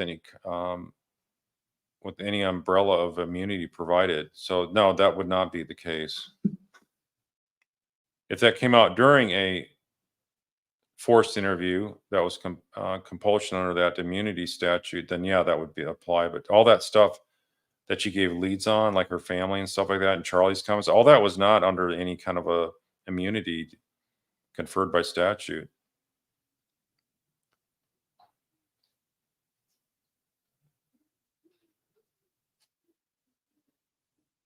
Well, Pins and Needles asks or says that Georgia asked only a certain question of Wendy for a reason, knowing full well immunity she was given. I mean, the bottom line, she asked enough questions to get her to be lying about it. And I think I think that could be a sign. I took it as being like, not only are they going after her for the underlying offensive murder, but I think they're also looking at it from the perjury standpoint. I'd be surprised if they wouldn't, because it really looks to me like she was setting it up for that. So I'd be really disappointed if they didn't follow through.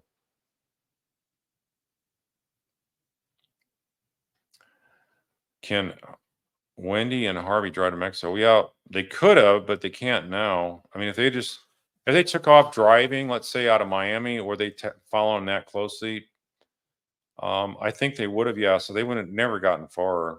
They would have had to leave probably right after Charlie got arrested. Is probably when they would have to leave, that or before, to not have the tabs on them, following up and closing in on them.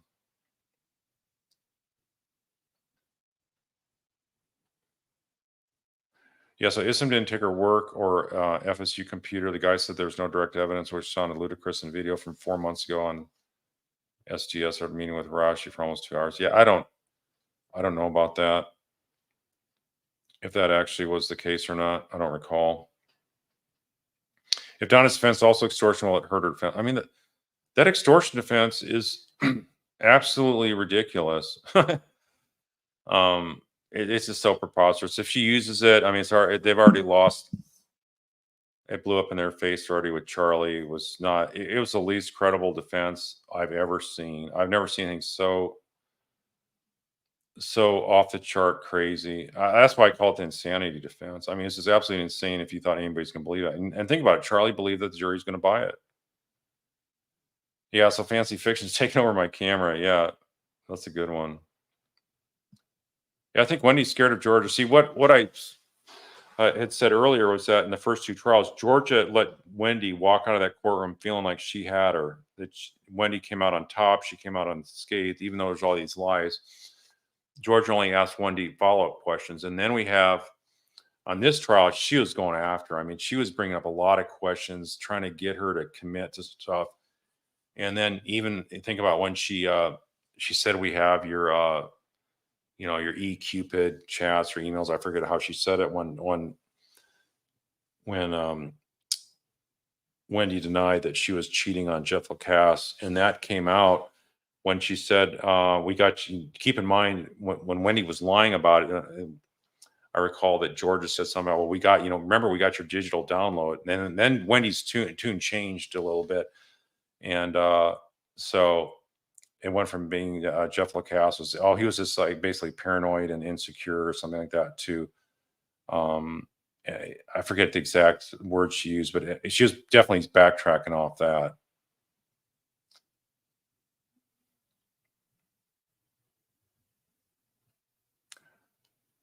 Yeah, well, the Geek Squad guy came at 8:20 that morning, so I don't know how long he stayed there, but I mean, how long does it take to look at a broken TV and say, "Look, we can't fix it"? I can't imagine him being there more than 10, 15 minutes, but we've not seen him testify, so that remains to be seen. But definitely call him at the next trial if there is a trial.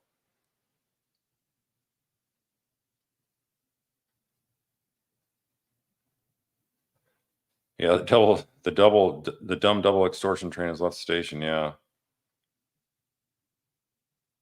Yeah, they're definitely holding back some evidence on Wendy. So I just hope that they have the courage to do it. I saw something on YouTube or something where somebody was basically sort of a mediocre student. They weren't excelling in anything in life. They're just sort of like a down and out, or not really having anything going on for me in the social or academics or sports or extracurricular activities in school, in high school. And then they got a SAT. They took the SAT and they wound up getting like a 1480 out of 1600. So like in the 90th percentile, whatever. And their whole life radically changed. They realized, started having self confidence. They started realizing that, you know what, I can be somebody. And they just took off like gangbusters, started some businesses, did all kinds of stuff. And like a number of years later, they got notice from the SAT business that, sorry, your SAT score was an area. It was actually like 740 or something like that. So it just goes to show you, if you have confidence in what you're doing and you have experience. This person didn't have any experience, but they just took off, like I say, with that confidence that, hey, you know what, I'm not a dummy. I'm not. People don't need to look at me as a dummy. So it's all in your ability to how you project yourself, how much confidence you have, and understanding facts, and how you can relate to a jury. So I think with their great, brilliant graphics display of the evidence in the case, the way it came out through Sergeant Corbett, that was just so phenomenal. That's the best I've ever seen. That's a platinum standard, and so them to do that again, these other trials, wow, it's just so compelling. It's like a documentary, and the jury's just like going, where do I sign up for guilty? That's how easy it's going to be going against any of these guys, no doubt. Okay, Andy School says the other attorney went on and on about how Georgia can't call Katie. Well, that was wrong. Yeah, he also said the worst. He also said the worst opening statement. Two-faced Sally. It was the worst opening statement. Yeah, I don't know. I don't know. I wasn't. I was doing my own viewing on our own channel, so I don't know what that was about. But yeah, I'd heard that. Yeah, I mean, I was there when they a number of times when they said no, Katie would never be calling. They will lose the case if they call her. They must really realize that they're going to lose the case if they call her. But she did worse than I thought she would, but she brought up enough good points that I thought it was beneficial. And you got to call it when they created this extortion theory, that you have to call the person. So I never knew that they would come up with something that stupid, um, implausible, and whatnot. But that's what they came up with. So you had to call her to make sure she came across as like an unsophisticated person and that was holding back her cards. I mean, she was really what you could see as somebody that Charlie would have been able to manipulate. It was basically a mutual use at the same time. So it's really despicable stuff. Yeah, kids will have Stockholm syndrome. Yeah, that's no doubt. Yeah, boys have had 10 years of brainwashing, community with Charlie. Yeah, it's just really sad. I mean, that's just so. That's why I would have really gone after these guys, whatever you got, going after them with the gusto from the time you got the other guys arrested. Bring them all in and put them up on the firing squad of a trial. So Laura Berger says, I do not believe one bit Katie's attorneys believed her. Those attorneys were working for the Adelsons. I believe they told her, stick to her story, never ever tell the truth. You know, I don't know. They're just doing on a shoestring budget or what they were getting for who was paying their fees. But I tell you what, if experienced attorneys would let Katie self-destruct like that, and they said they believed her and really believed her in their heart of hearts, and yeah, there's no experienced attorney that would believe Katie and believe she had a chance. So if they try to talk her into pleading guilty and she just wouldn't back off of it because of her loyal alliances to Sigfredo, I don't know. I wouldn't have signed up for that train wreck suicide, that's for sure. But attorneys make different choices, please their clients, and in the end, look how it turned out for her. Sonny Tanner, hello. I saw you there in Tallahassee. What difference does Donna's arrest make, if any, for Charlie's sentencing? It shouldn't make any impact at all. He's going to face mandatory life without parole, so that's an automatic sentence. That's for a pre-sentence report. I think that's in case they think they can beat the murder rap on appeal. They got a couple 30-year sentences, I believe it is, for the other two charges. So maybe they want a pre-sentence report so that they at least have that in the record at least. Yeah, sorry you can't see me. Those of you are jumping on. We did have video for a while. It was a little bit fuzzy, and then it just completely blipped out. Yeah, I don't have a moderator tonight. I'm doing it all. So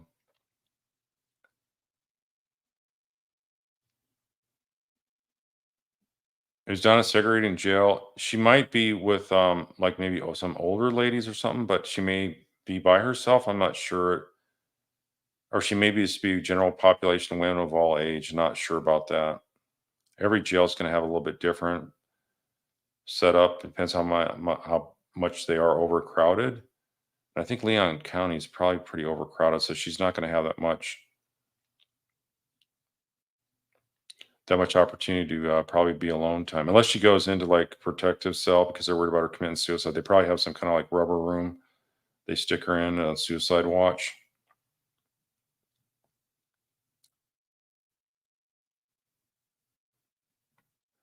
Yeah, Wendy did lure up after a police interview. We already talked about that.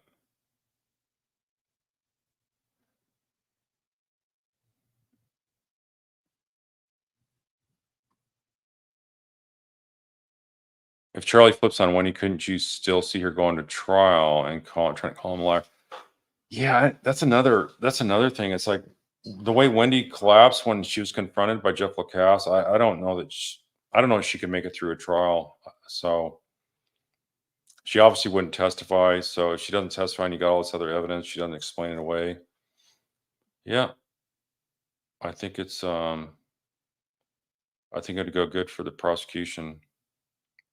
Society page, hey, great production you got there. That's some real classics there, and I appreciate the one you did for the thanking the law enforcement and justice system there in Tallahassee. That was very class act, and yeah, they got more to do. They should be thanked here in the near future for other things that they do to prosecute the Adelsons.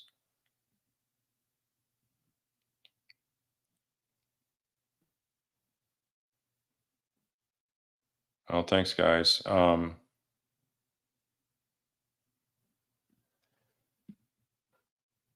Yeah, there's a few folks that I noticed don't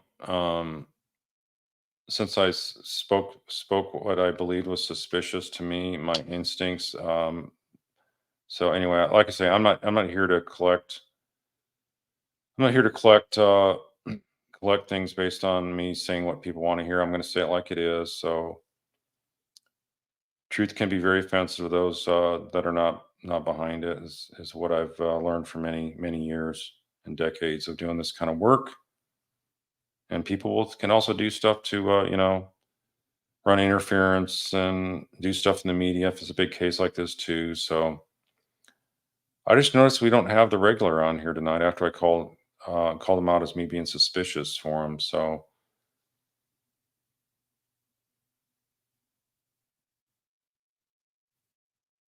and think about all the money they would have spent. Think about if this guy's making if he's in New York City area. Think about how much he's making as a senior strategist on communications. He's probably making like 300 an hour. So if he's trolling the internet hours a day, I mean, just think how much this is costing the Adelsons. Is that something that innocent people do?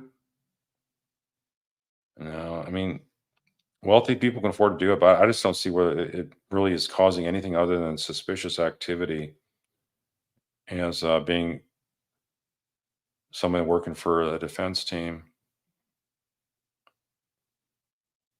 Yeah, the removal of the middle names, the boys, and then changing their last names. Yeah, that's you roll that up together with the lack of visitation and then the family heirloom. I mean, you go after any of these Adelsons, man. I'm just telling you, they're going to be jury's going to be hot with anger. They will be seething mad, and like I say, they're just going to be going, sign me up, sign me up. Where do I sign? I will gladly vote for conviction, unless you got some kind of radical agenda seeking person there.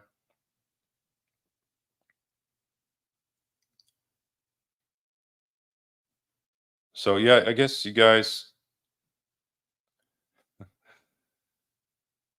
Um, KCL, what do you think evidence is best points to Wendy being part of the conspiracy? I guess you'd have to look at my slide deck or what I did on Survivor. Um, I mean, take any one of those. Those weren't any particular order. The top, it wasn't like the first 10 or the best. But I think what I'll do is cover the best 10 as a highlight.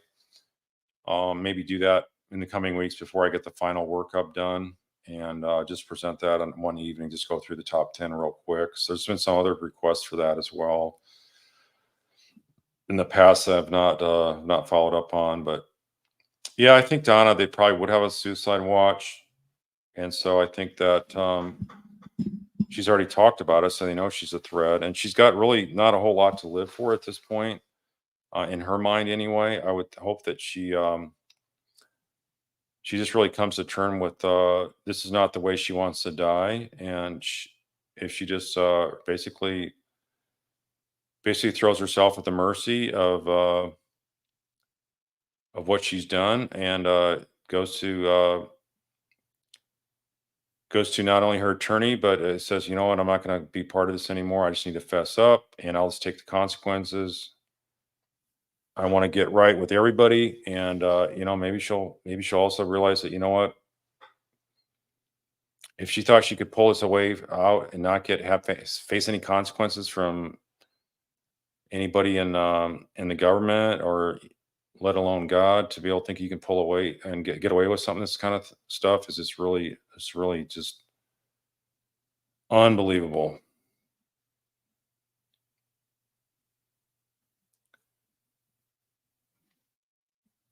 Yeah, you think Katie's attorneys are looking for high profile basically branding type thing by getting her name out in the public there. Yeah, but I mean, look how much I think it backfired. I mean, would anybody want to hire somebody like that had that kind of presentation to Wendy? I mean, that kind of defense of Katie.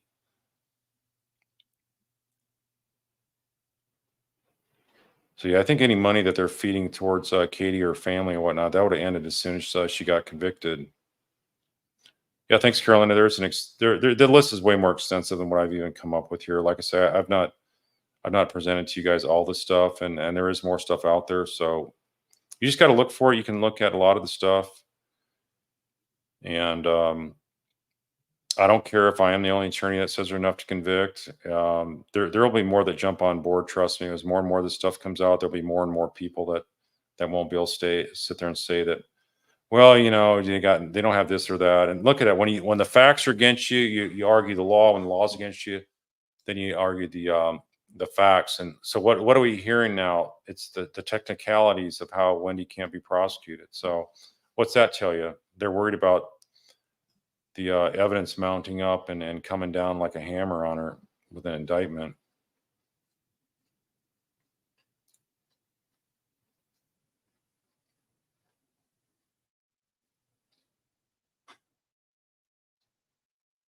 So let me see here.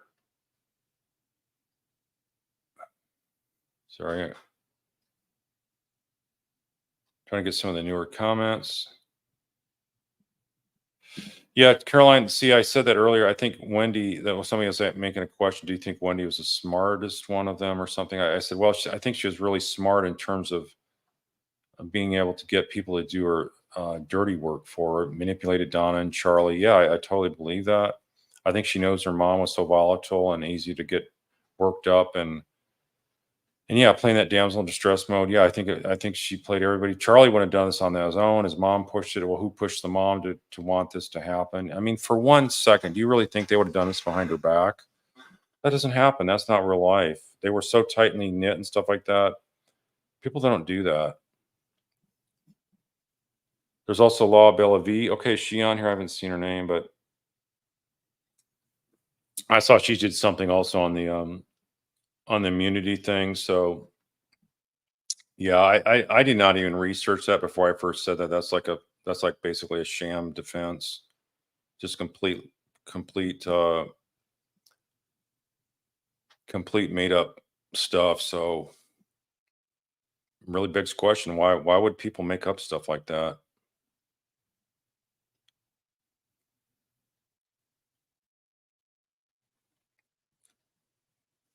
Andy School, Carl, you don't think that Cena agreed with you on STS? I get he was more inclined to like the thousand cuts ideas. Yeah, I mean, what he basically said, if you remember right, he goes, yeah. I mean, I think Wendy will get invited. I think she'll be. I think she. The only thing I worry about if she doesn't get convicted, it'll be a hung jury of maybe one or two jurors that holds out. And I'm like, okay, well, that's a win. I mean, that's what happened to Katie's trial. That'd be a huge win for the prosecution, but it's not going to happen because there's so many indicators. So in any event, yeah, the thousand cut idea, you can't defend the thousand cuts. There's not a thousand actually in this one, but there's so many intertwined facts that, yeah, he agreed that she should be prosecuted and should be convicted. He was just worried about one or two holdouts. So I'm not the only one that said take it to trial. She will get convicted, and even Tim Jansen said that she would get that there was a better case against her than there was against this Denise Williams.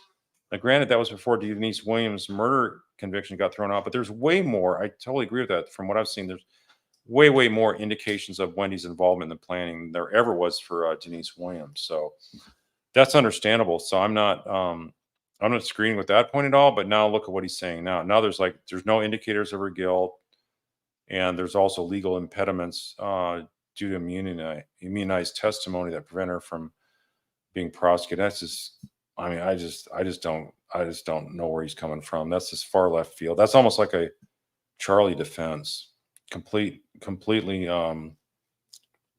not anywhere in the realm of reality.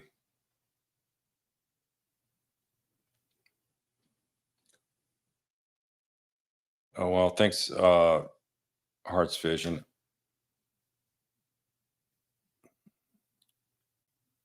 Yeah, these people want, so they were willing to kill, not just willing. I think I said last time they were willing to kill for the Sunshines, the grandsons to get them down to Miami, and but they actually did kill. They killed to get the grandkids down to South Beach, and then look what happens.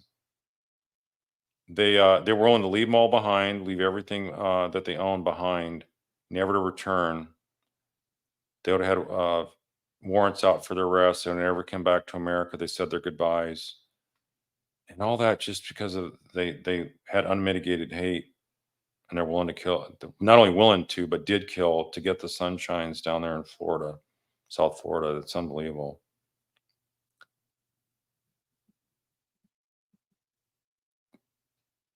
Yeah. So somebody's Lynn, you're saying how has flipped. Yeah. I mean, just look at how look at all the stuff he's saying about how much evidence there was. He agreed with me. Somebody counted him and said that there's 35 points. He agreed with me on the 92. 35 were strong indicators of involvement. Now he's saying there's none from what I heard. I don't even watch him anymore. So I'm just going by what people are saying. I did see some stuff. Well, I won't get into it, but you guys get the drift.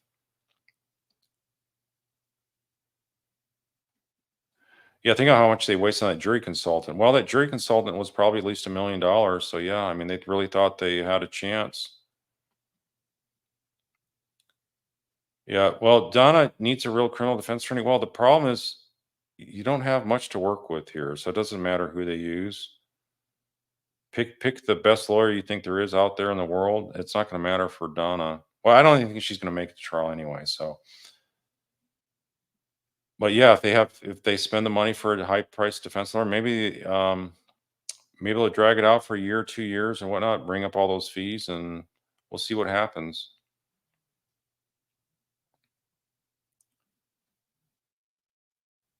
So yeah, there's a lot of people, I mean, like I say, look at people's motives, look at people what they have opportunities to gain from it, and come to your own conclusions.